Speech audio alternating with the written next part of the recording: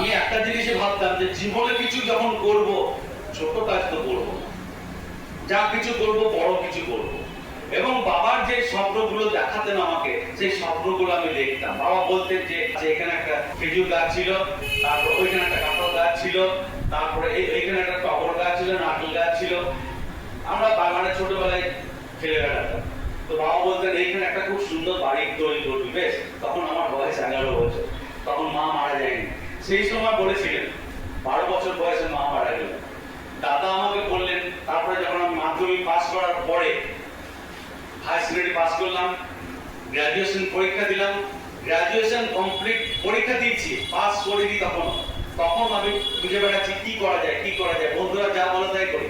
যে এক বন্ধু বললেন সিভিল ডিফেন্সের ট্রেনিং নিবি, বহরমপুর গেলাম, সিভিল ডিফেন্সের ট্রেনিং নিলাম। এদিকে ছোটদা বললো তুই এলআইসি রেজিস্ট্রি করবি। আমি বললাম আমার দ্বারা হবে না।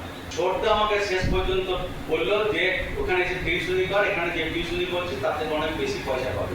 আমি এখানে টিউশনি পড়াতাম, সকালবেলায় ওই এপিজে আব্দুল কালামের মতন খবরের কাগজ দিয়ে বেড়াতাম। তাও সাইকেল ছিল না। লাইব্রেরিতে, এখানে যে লাইব্রেরি আছে, লাইব্রেরিতে বই দিতাম, 25 টাকা করে পেতাম মাসের শেষে। Revenue stamper for Chittaranjan Das 25 টাকা বুঝিয়ে পাইলাম, লিখতাম, দিয়ে 25 টাকা করে মাইনে পেতাম। সেই লোক আজকে 60 লাখ টাকাও বছরে রোজগার করেছে। তো এইরকম জায়গাতে এসেছি একটাই কারণ, আমি নিজে গর্ব করছি না, আমি ঘটনা বলছি। এই হচ্ছে ঘটনা, আমার জীবনের ঘটনা। এই এপিজে আব্দুল কালাম, মহেন্দ্র সিং ধোনি, এরা তো সব টিভির পর্দায় খবরের কাগজের লোক, কিন্তু আমি আপনার সামনে জ্যান্ত দাঁড়িয়ে আছি। আমি বলছি যে আমি নিজের উপর বিশ্বাস রেখে আজকে এই জায়গায় এসে পৌঁছেছি। আপনারা কেন পারবেন না?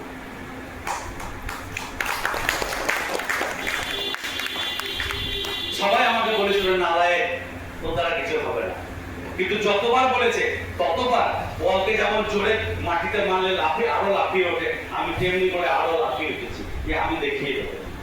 ঝগড়া করিনি, তাদের সঙ্গে কোনো বচসাও করিনি, যুক্তিও দেখাইনি যে কেন এই কথাটা বলছো, তুমি আমার মধ্যে কি দেখেছো।